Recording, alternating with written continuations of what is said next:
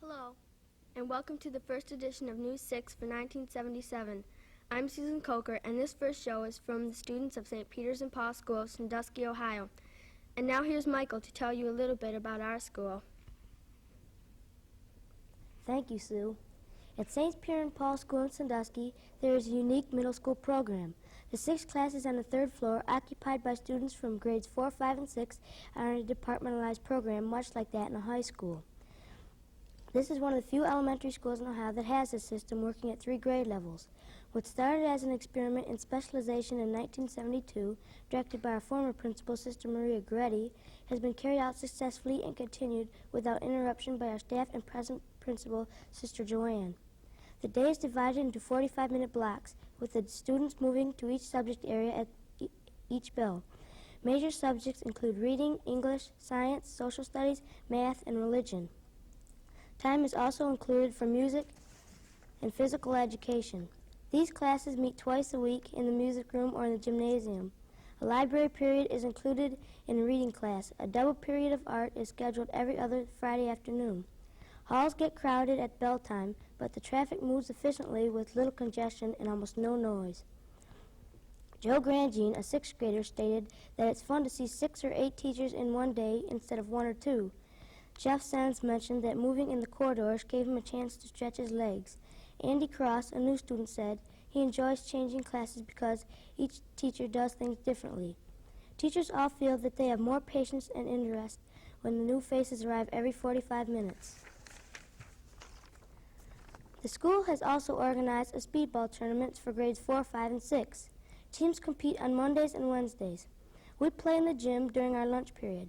The teams were chosen in homerooms either by the captains or by students volunteering to be on a team.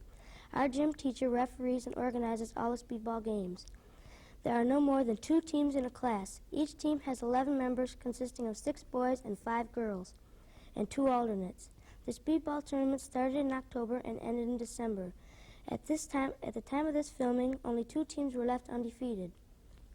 Speedball is a good action sport for those students who want to be involved in a fast competitive sport during cold winter lunch periods. And now here's Amy with more news. Recently, the 6th grade at St. Peter and Paul School completed a unit in social studies on China. An extra credit, 3 girls volunteered to cook a Chinese dish. After searching through several cookbooks, Barb Pruitt, Cheryl Steinen, and Becky Nesselhoff decided on a Chinese dish called Chinese chicken with noodles. The big day arrived at the end of November. The chicken had been cooked, cut up, and frozen at home. Onions and cabbage have been chopped and wrapped in wax paper. The classroom became a beehive of activity as the 3 girls arrived early to begin the last-minute assembling. The smell of the chicken and soy sauce drifted down the hall as the girls got ready to serve the food. 25 students and 2 6th grade teachers had an opportunity to try the dish. Anne England said she enjoyed watching the girls make it. Kevin Hanley liked the chicken, although he had never tasted Chinese food. Dennis Oblitus thought it was good to try foods from different countries. Kathy Zanotti, who didn't try the chicken, said she thought it wouldn't be good. Jeff Fantozzi complimented the girls by saying that he thought they did a good job cooking the food. Once the students and teachers had been served and the class period drew to an end, Darlene Carroll and Andrea Levine offered to help with cleanup. In no time, the classroom was back to normal, although the delicious smell remained in halls long after the Chinese chicken was gone. Sandusky's famous summer amusement park, Cedar Point, resembles a ghost town in the winter. The enormous crowds are gone, and the midway and beautiful beach stand deserted and peaceful. However, behind this, there is a great deal of activity in preparation for the new season. Rides are dismantled, repaired, and repainted. One important attraction stays open all winter. This is SEALAND, Cedar Point's aquarium. Here, in huge tanks of the crystal clear water, the fish, penguins, sharks, and other small sea creatures wait for visits from school children of Sandusky and surrounding towns. St. Peter and Paul School students have toured SEALAND this year. It is an enjoyable field trip, even though there are no rides and no refreshment stands open. Yes, Cedar Point is alive and well, even in the winter when the cold wind blows in off Lake Erie. And college, high school students, employees have returned to classes. And here's Richard to tell you more about Sandusky. Sandusky's Washington Park has an interesting historical feature. It is the Red Wagon, located on the corner of Columbus Avenue and Washington Row. Built in Chicago in 1880, it was used then as it is used today to sell popcorn. At that time, the Red Wagon was drawn by a horse to meet boats and trains in order to sell popcorn to travelers. Once, when the Red Wagon was being used in a parade, the horse got ill and the wagon was parked where it sits today. The horse died and was never replaced. The present owners, the Newman family, have had the Red Wagon for about 18 years. Last summer, Sean Newman, the younger of the Newman boys, ran the Red Wagon in order to earn money for college expenses. Sixth graders at St. Peter and Paul School recently braved cold winds to journey to Washington Park and do a pencil sketch of the wagon. Two girls, Margaret Murray and Jane Mashari, retreated to an inside view of the Red Wagon by Sean Newman.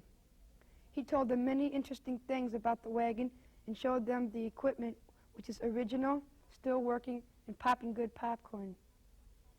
In the summer, the Red Wagon is always busy dispensing good popcorn, candy, and tourist information. In the winter, the Red Wagon opens for the holidays when popcorn balls are a great treat. The Red Wagon is a symbol of the small business succeeding in the midst of supermarkets and discount stores. In Sandusky, at our NASA Plum Brook station, we have an experimental wind turbine. NASA and IRTA are working on this giant windmill. The windmill looks like the giant wings of an airplane. It sits on a 100-foot tower made of steel. The blades weigh 1 ton each, and the combined span of the blades is 125 feet. This wind turbine is the largest wind energy system now in operation and the second largest one ever built.